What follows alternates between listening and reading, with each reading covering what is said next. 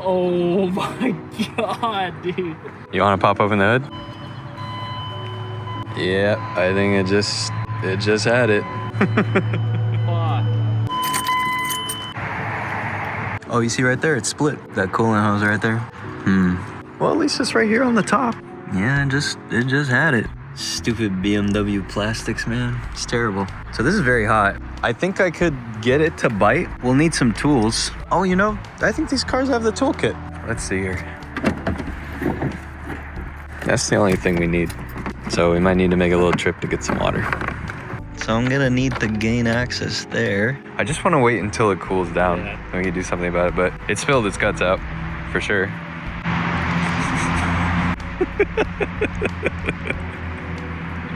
It's all right, man. It's just... Oh my god. It's good you caught it. Turn it off in time.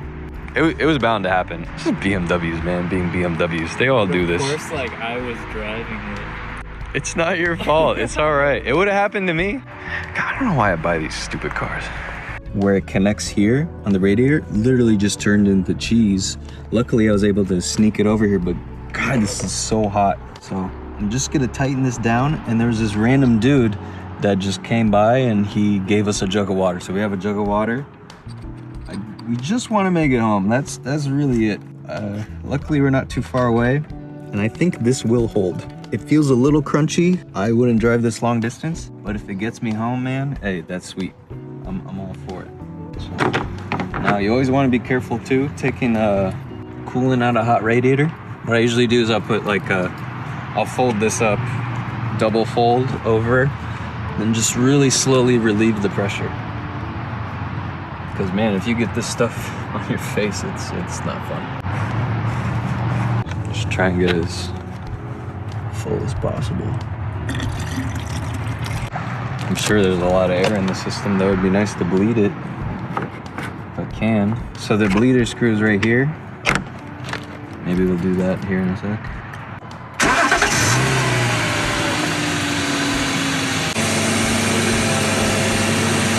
We just want to go home, man. That's all we want. Let it burp it out, burp it out.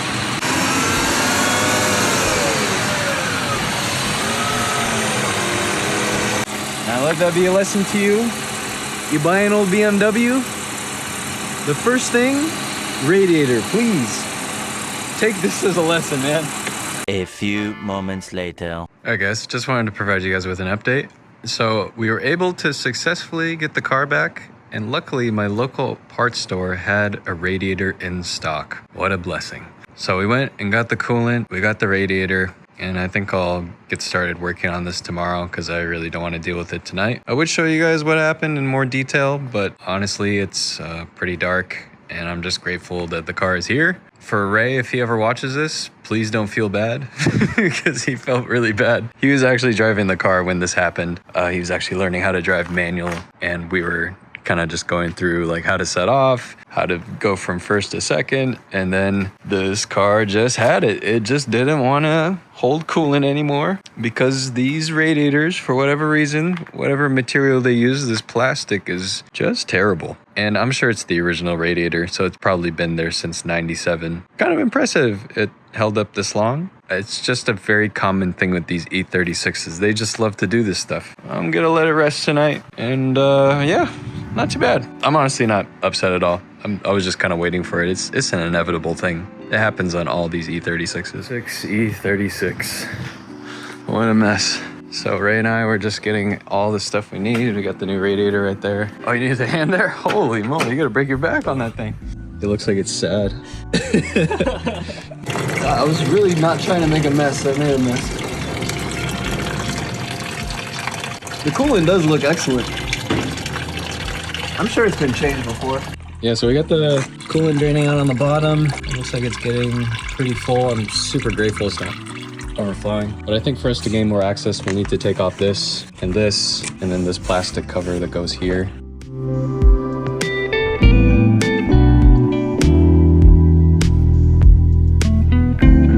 You can see it a little better in the daylight with all this stuff removed. See right here on the lip? It just disintegrated. Look at this. It's terrible. You could slip this over and just barely get by. But I think it will eventually fail again. It's pretty risky. But you could honestly run it like that. I got it there. You push down and then up. Ah, thank goodness for the internet. Okay, there we go. Okay, so we've taken the majority of this stuff off. And what I was saying to Ray is the fan shroud looks like it wasn't lined up correctly. And I believe there's some screws that are supposed to be here. So I don't believe this is an original radiator, but it still failed. It could have just been some cheap knockoff brand. At the same time, it looks like it's been there for so long. It's hard to tell. But we got all the fasteners off. I'm still trying to think of how the expansion tank is connected, but I'm hoping that we could just take this all in one shot. The only thing is the fan shroud. This one's in a good position, because what if it was wrapped around? It would be so nightmarish to get to it. Okay, so maybe we just leave this As it is. and then just pull the radiator. Yeah. See, the 4-cylinder is so easy, but this is kind of in the way. Fix it. Oh, look at that. Oh, No dead birds on this one. It's a shame. So I think we'll need to transfer this sensor. I believe this is a temperature sensor. These are also very important. Get away with. Yeah, there you go. Nice. And I still think it's ridiculous. This thing was 200 bucks with no reservoir, not even the cap. Maybe I'm complaining. I know it's not a Lamborghini, but this feels like a lot for an old BMW. Desperate times call for desperate measures. Okay.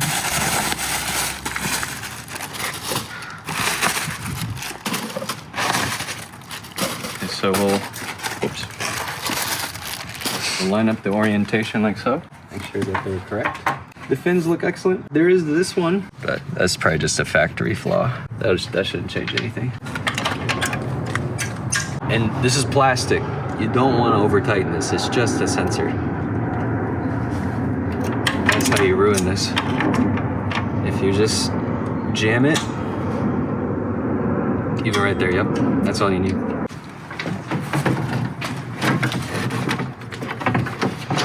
That's as far as I can pull from this thing. Yeah, I think I got it. So you still want to own a BMW, Ray? Seems to be the case. Oh, we're almost there. Where's the flathead? Plug this back in. Has this never been this stupid thing before?